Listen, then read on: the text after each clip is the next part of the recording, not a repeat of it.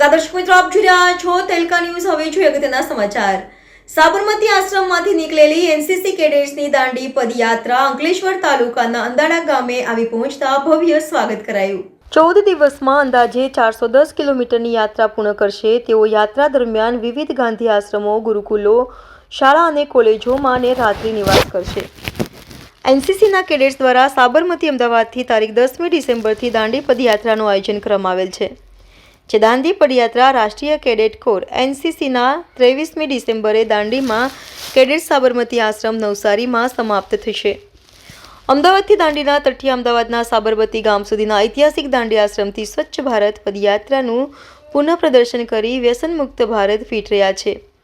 મૂળ દાંડી માર્ચ જે ઇન્ડિયા તેમજ સશક્ત મહિલાના સંદેશ સાથે નીકળેલી દાંડી પદયાત્રા અંકલેશ્વર તાલુકાના અંદાડા ગામ ખાતે આવી પહોંચતા તેમનું અંદાડા ખાતે ભવ્ય સ્વાગત કરાયું હતું. મહાત્મા ગાંધી દ્વારા 1930માં ભારતના સ્વતંત્રતા સંઘર્ષ દરમિયાન નેતૃત્વ કરવામાં આવ્યું હતું.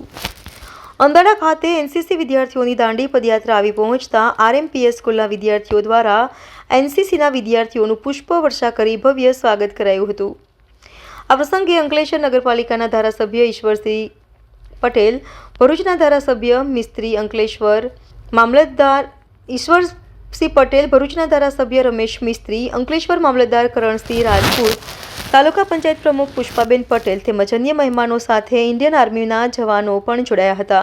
અંદાડા ખાતે આવેલી દાંડી યાત્રાના વિદ્યાર્થીઓએ નુક્કડ નાટક કરી હાજર વિદ્યાર્થીઓ તેમજ આમંત્રિત મહેમાનો તેમજ ગામના આગેવાનોને સ્વચ્છ ભારત, વ્યસનમુક્ત ભારત, ફિટ ઇન્ડિયા તેમજ સશક્ત મહિલા સશક્તિકરણનો સંદેશ આપ્યો હતો.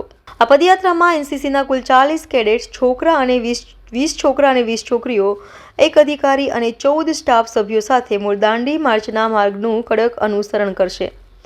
આ યાત્રા 10 ડિસેમ્બર 2024ના રોજ સાબરમતી આશ્રમથી શરૂ થઈ, જે 23 ડિસેમ્બર 2024ના રોજ દાંડી નમક સત્યાગ્રહ સ્મારક નવસારી ખાતે સમાપ્ત થશે.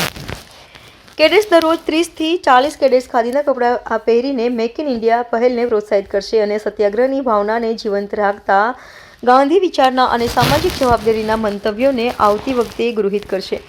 યાત્રા દરમિયાન તેઓ યુવાનો અને સામાન્ય જનતા સાથે સંલગ્ન થશે.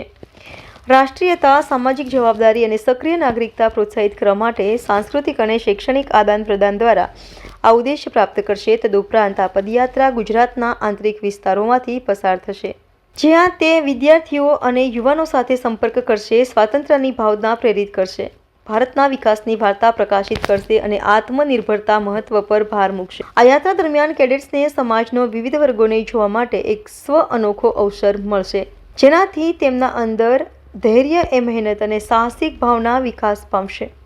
અહિંસા પરમો ધર્મ. હું senior under officer Piyush Modi, જો કે ગુજરાત ડાયરેક્ટરમાંથી આવું છું, અને હું તમને આ કેમ્પની થોડીક માહિતી આપીશ. અમારું જે આ કેમ્પ છે દાંડી યાત્રા, એ સાબરમતી આશ્રમથી લઈને દાંડી સુધી જવાનું છે. અમારું જે યાત્રા છે કુલ 410 કિલોમીટરની છે અને અમારા જે 40 કેડેટ છે એ પ્રતિદિન 30થી 40 કિલોમીટર કાપી રહ્યા છે. અમારું આ સફર, જેમ કે મહાત્મા ગાંધીએ 1930માં દાંડી યાત્રા કરીને એક ખાલી ચાલવા માટે નથી કરી, પણ દુનિયામાં અને આપણા દેશમાં એક સમાજમાં ઉદ્દેશ્ય લઈને નીકળ્યા હતા કે આત્મનિર્ભરતા, અને એવી રીતે જ અમે પણ અમારા ઉદ્દેશ્ય લઈને નીકળ્યા છે, જેમ કે Swachh Bharat, Viksit Bharat, drug free society, women empowerment અને વડીભવ. અમારું એક જ ઉદ્દેશ્ય રહેશે કે અમારી સમાજમાં જાગૃતતા આવે, અને અમારી તમારાથી એક જ વિનંતી રહેશે કે તમે લોકો પણ અમારી જોડે જોડાઓ અને અમારી સમાજમાં જાગૃતતા લાવવામાં મદદ કરો. જય હિન્દ.